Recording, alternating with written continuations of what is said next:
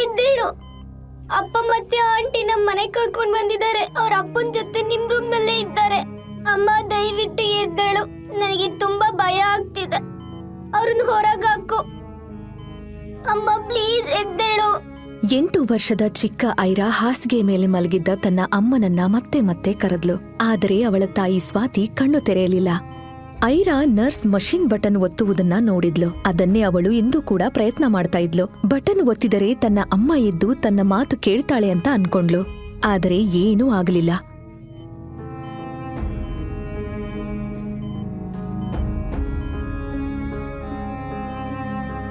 ಆಗಲೇ ಐರಾ ಅಜ್ಜಿ ರೂಮಿಗ್ ಬಂದ್ರು. ಐರಾ ಅಳುತ್ತಿರುವುದನ್ನ ನೋಡಿ ಅವಳನ್ನ ಹತ್ತಿರಕ್ಕೆ ಕರ್ಕೊಂಡ್ರು. ಅಳ್ಬೇಡ ನನ್ ಮಗು, ಅಳ್ಬೇಡ. ಇಲ್ಬಾ. ನನ್ ಮಗು ಯಾಕೆ ಅಳ್ತಿದೆ? ಅಳ್ಬೇಡ. ಬಾ, ನಾವ್ ಇನ್ನೊಂದ್ ರೂಮ್ಗೆ ಹೋಗೋಣ. ಅಜ್ಜಿ ನಿನ್ಗೆ ಒಳ್ಳೆ ಕತೆ ಹೇಳ್ತಾಳೆ. ಹೋಗೋಣ. ಅಳ್ಬೇಡ ಮಗು, ಅಳ್ಬೇಡ ಮಗು. ಅಜ್ಜಿ ತನ್ನ ಕೈಗಳಿಂದ ಐರಾ ಕಿವಿಗಳನ್ನ ಮುಚ್ಚಲು ಪ್ರಯತ್ನಿಸಿದರು. ಆದ್ರೆ ಐರಾನ ಸಹನೆ ಕೊನೆಗೊಂಡಿತ್ತು. ಹೋಗ್ಬೇಡ, ಹೋಗ್ಬೇಡ. ಐರಾ, ಬೇಡ ಕಂದ. ನೀನ್ ಏನ್ ಮಾಡ್ತಿದ್ಯಾ? ನೀನ್ ತಂದೆನಾ ಅಥವಾ ಕೊಲೆಗಾರನ? ಯಾರಾದ್ರೂ ತಮ್ಮ ಮಕ್ಕಳನ್ನ ಹೀಗೊಡಿತಾರಾ?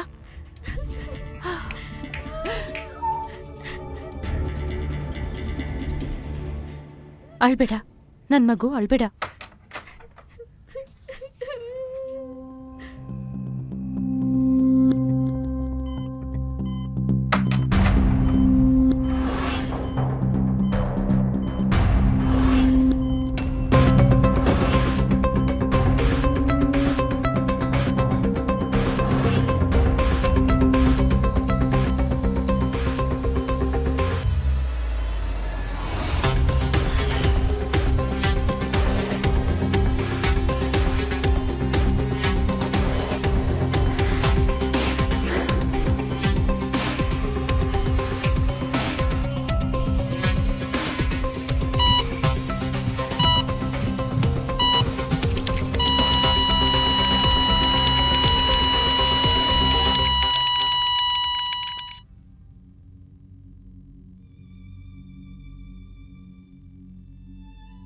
ಐರಾ ಜೊತೆ ಮಾತನಾಡಲು ಯಾರೂ ಇರಲಿಲ್ಲ.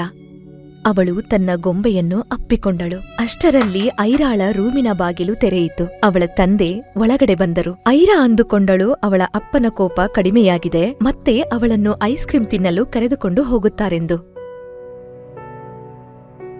ಅಪ್ಪ, ನಿಮ್ಮಮ್ಮ ಸತ್ತೋಗಿದ್ದಾಳೆ.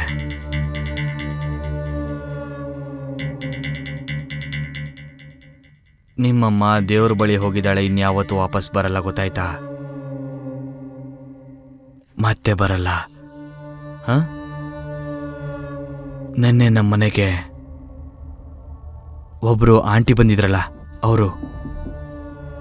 ಅವ್ರನ್ನ ನಾನು ಮದುವೆ ಆಗ್ತಾ ಇದ್ದೀನಿ. ನಾಳೆ ಅವರು ಮತ್ತೆ ಅವ್ರ ಮಗಳು ನಮ್ಮನೆಗೆ ಬರ್ತಾ ಇದ್ದಾರೆ. ಮತ್ತೆ ಅವರು ಇಲ್ಲೇ ಇರ್ತಾರೆ.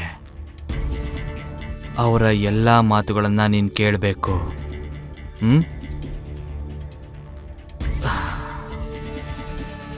ನಿನ್ನ ರೋಡಲ್ಲಂತೂ ಬಿಡಕ್ಕಾಗಲ್ಲ. ನೀನು ಮದುವೆ ವಯಸ್ಸಿಗೆ ಬರೋವರೆಗೂ ಏನೋ ತಿನ್ಕೊಂಡು ಇಲ್ಲೇ ಬಿದ್ದಿರೋ. ಆಮೇಲೆ ನಿನ್ನ ಗಂಡನ ಜೊತೆ ಇಲ್ಲಿಂದ ತೊಲಗು. ಅರ್ಥ ಆಯ್ತಾ ಹೇಳಿದ್ದು?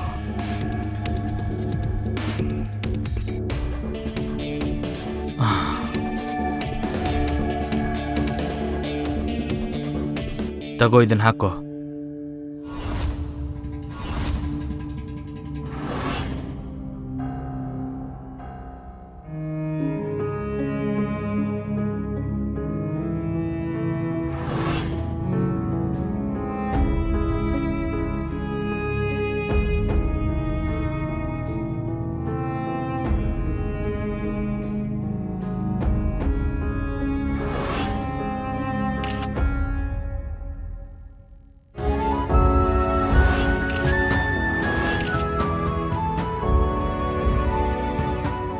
ಐರಾಗೆ ಯಾವುದು ಹೆಚ್ಚು ನೋವು ಕೊಡ್ತಾ ಇತ್ತು ಅನ್ನೋದು ಅರ್ಥವಾಗಲಿಲ್ಲ.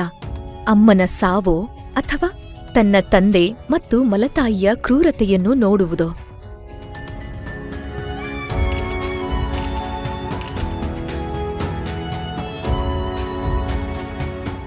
ಐರಾ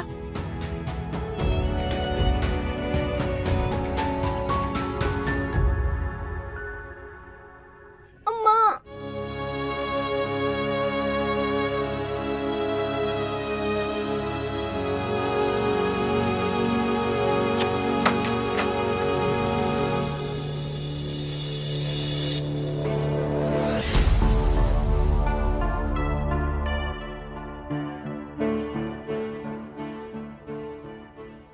ಅಮ್ಮ ನನಗೆ ಹೇಳಿದ್ದಾರೆ ಐರಾ ರೂಮಿಂದ ನನಗೇನ್ ಬೇಕೋ ಅದನ್ನೆಲ್ಲ ತಗೋ ಅಂತ.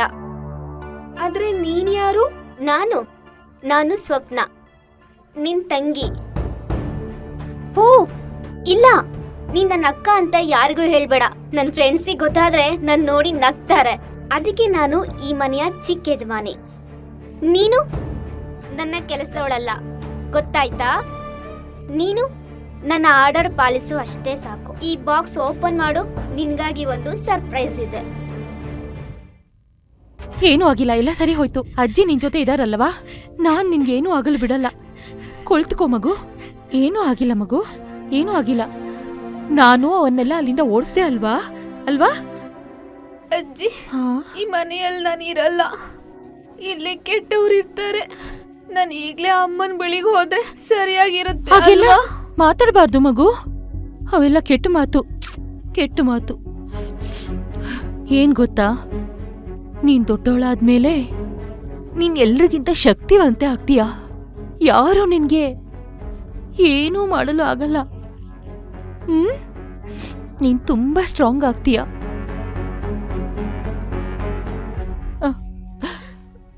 ನನ್ ಮಗು, ನಿನ್ ತಂದೆ ನನ್ನನ್ನು ಈ ಮನೆಯಲ್ಲಿ ಇರಲು ಬಿಡಲ್ಲ. ಆದ್ರೆ ಹೋಗೋಕು ಮೊದಲು ನಿನ್ಗಾಗಿ ಏನೋ ಕೊಟ್ಟು ಹೋಗಿದ್ದಾಳೆ.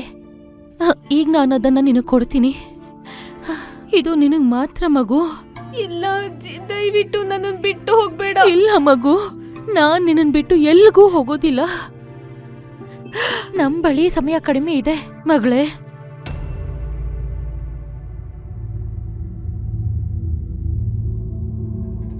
ನೀವು ನಮಗೆ ಸಾಕಷ್ಟು ಸೇವೆ ಮಾಡಿದ್ದೀರಾ. ನಿಮ್ಮ ಸ್ವಾತಿ ಈಗಾಗಲೇ ಹೋಗಿದ್ದಾಳೆ, ನೀವು ಹೋಗಿ. ಅದು ನಾನು ಮಗುನ ಬಿಟ್ಟು ಹೇಗ್ ಹೋಗ್ಲಿ ಹೇಳು? ಅವಳು ತಂದೆ ಇನ್ನೂ ಜೀವಂತವಾಗಿದ್ದಾನೆ. ನೀವು ಅವಳ ಬಗ್ಗೆ ಚಿಂತಿಸಬೇಕಾಗಿಲ್ಲ.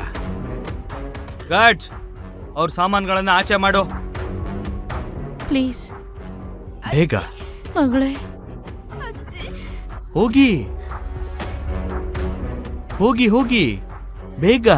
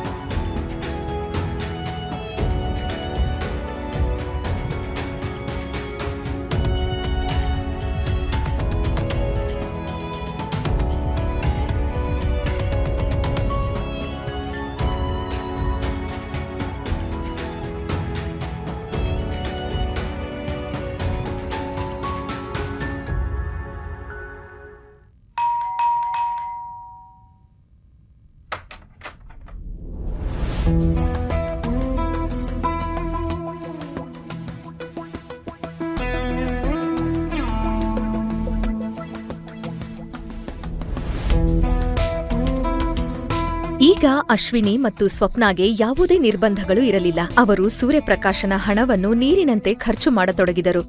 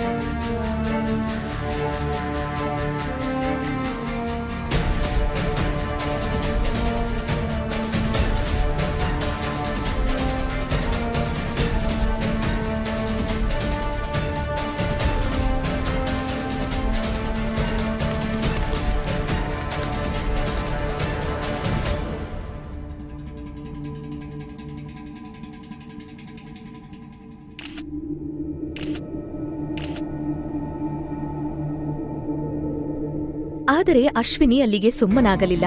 ಐರಾ ತನ್ನ ಮಗಳು ಸ್ವಪ್ನಾಗಿಂತ ತುಂಬಾನೇ ಸುಂದರವಾಗಿದ್ದಳು ಮತ್ತು ಈ ವಿಷಯ ಅಶ್ವಿನಿಗೆ ಒಳಗೊಳಗೆ ಕಾಡುತ್ತಿತ್ತು. ಈ ಅಸೂಯೆಯಿಂದ ಅಶ್ವಿನಿ ಒಂದು ಕ್ರೂರ ಯೋಜನೆ ಮಾಡಿದಳು. ಅದನ್ನು ಯಾರೂ ಕನಸಿನಲ್ಲೂ ಊಹಿಸುವಂತಿರಲಿಲ್ಲ.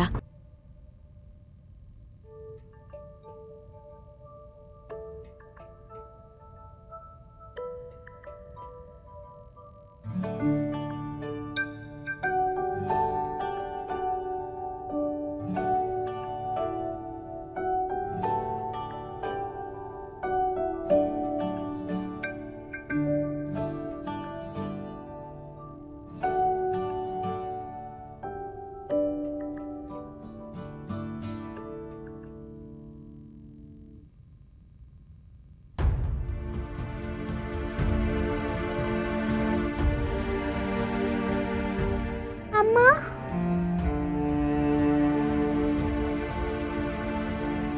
ಅಮ್ಮ, ನಾನು ಕೂಡ ನಿನ್ ಜೊತೆ ಬರ್ತೀನಿ. ನನ್ ಮಗಳೇ, ಈಗ ನೀನಿಲ್ಲೇ ಇರ್ಬೇಕು ಮತ್ತೆ ಎಲ್ರ ಮುಂದೆ ಬೆಳೆದು ತೋರಿಸ್ಬೇಕು. ಅಪ್ಪ, ಮನೆ ಯಾವುದು ನನಗ್ ಬೇಡ. ನಾನು ಇಲ್ಲಿರಲ್ಲ.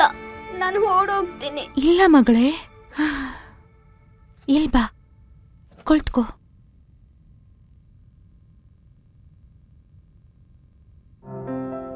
ಐರಾ, ನನ್ ಮುದ್ದು ಮಗಳೇ, ನೀನು ತುಂಬಾ ಸ್ಟ್ರಾಂಗ್ ಆಗ್ಬೇಕು.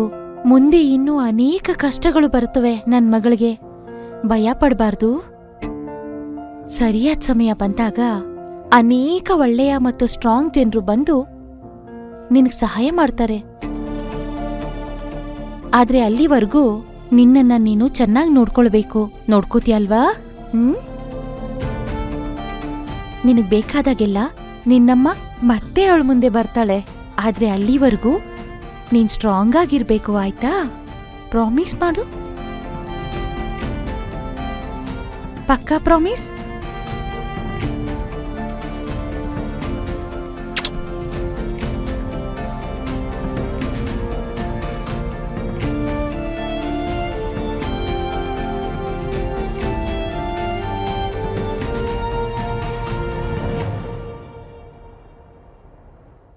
ಬೆಳಗ್ಗೆ ಆಯಿತು. ಐರಾ ಎದ್ದು ತನ್ನ ಕಣ್ಣುಗಳನ್ನು ಒರೆಸಿಕೊಂಡಳು ಮತ್ತು ತನ್ನ ಹಳೆಯ ಬಟ್ಟೆಗಳಿಂದ ಒಂದು ಹೊಸ ಡಾಲ್ ಮಾಡಿಕೊಂಡು ಅದರ ಜೊತೆ ಖುಷಿಯಾಗಿ ಇದ್ದಳು.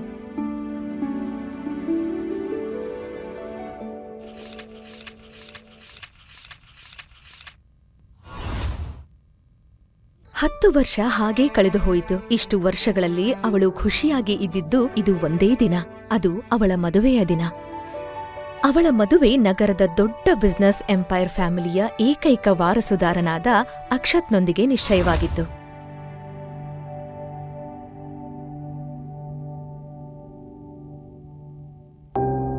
ಅಕ್ಷತ್ ಮತ್ತು ಅವನ್ ತಾಂತನಿಗೆ ಕಣ್ ಕಾಣಲ್ಲ ಅನ್ಸುತ್ತೆ. ನನ್ ಸ್ವಪ್ನ ಇದ್ರು ಇವಳ ಜೊತೆ ಮದ್ವೆ ಮಾಡಕ್ ಹೊರಟಿದ್ದಾರೆ. ಈ ಎಮ್ಮೆ ಮುಖದಲ್ಲಿ ಅಕ್ಷತ್ ಏನ್ ನೋಡಿದ? ಅವಳು ನೋಡಿದ್ರೆ ಆನೆ ಸಹ ತನ್ನ ಮುಖ ಮುಚ್ಕೊಳ್ಳುತ್ತೆ.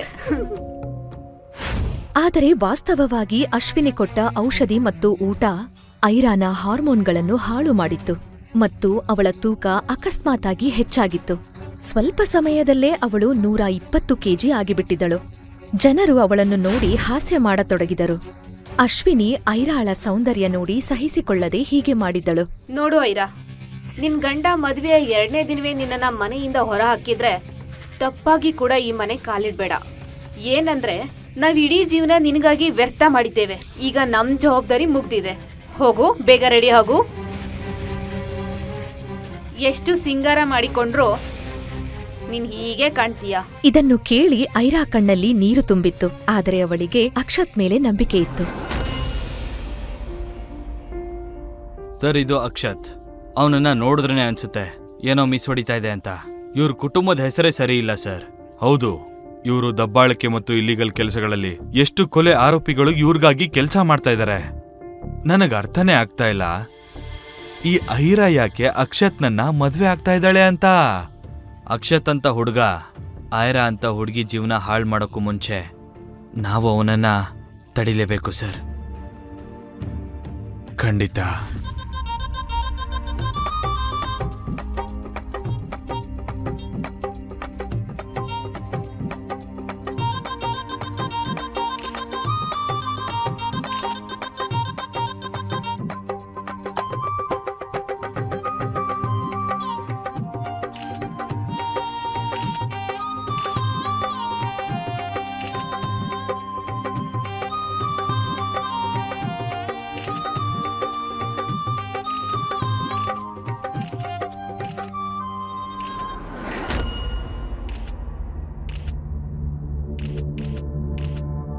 ಇಂದು ಐರಾಳ ಎಲ್ಲಾ ಸಮಸ್ಯೆಗಳು ಕೊನೆಯಾಗ್ತಾ ಇದ್ದಾವೆ. ಮದುವೆ ಕಾರ್ಯಕ್ರಮಗಳು ನಡೆಯುತ್ತಿದ್ದವು ಮತ್ತು ಯಾರೋ ಅವಳಿಗೆ ಒಂದು ಚೀಟಿ ಕೊಟ್ಟರು. ಅದರಲ್ಲಿ ಅವಳ ಮದುವೆಯ ಉಡುಗೊರೆ ಮೇಲಿನ ರೂಮಿನಲ್ಲಿ ಕಾಯುತ್ತಿದೆ ಎಂದು ಬರೆಯಲಾಗಿತ್ತು. ಈಗಷ್ಟೇ ಖುಷಿಯನ್ನು ಕಂಡಿದ್ದ ಐರಾ ಬಾಳಲ್ಲಿ ಮತ್ತೊಂದು ಬಿರುಗಾಳಿ ಬರುತ್ತದೆಯೇ? ಅವಳ ಜೀವನವನ್ನು ಆಫೀಸರ್ ದಯಾ ಕಾಪಾಡಬಹುದಾ? ಮುಂದೆ ಏನಾಗುತ್ತದೆ ಎಂದು ತಿಳಿದುಕೊಳ್ಳಲು ಈಗಲೇ ಪಾಕೆಟ್ ಎಫ್ಎಂ ಅಪ್ಲಿಕೇಶನ್ ಡೌನ್ಲೋಡ್ ಮಾಡಿ ಹಾಗೂ ಐರಾಳ ಸಂಪೂರ್ಣ ಕಥೆ ಕೇಳಿ. ಡೌನ್ಲೋಡ್ ಮಾಡಲು ಡಿಸ್ಕ್ರಿಪ್ಷನ್ನಲ್ಲಿ ಲಿಂಕ್ ನೀಡಲಾಗಿದೆ.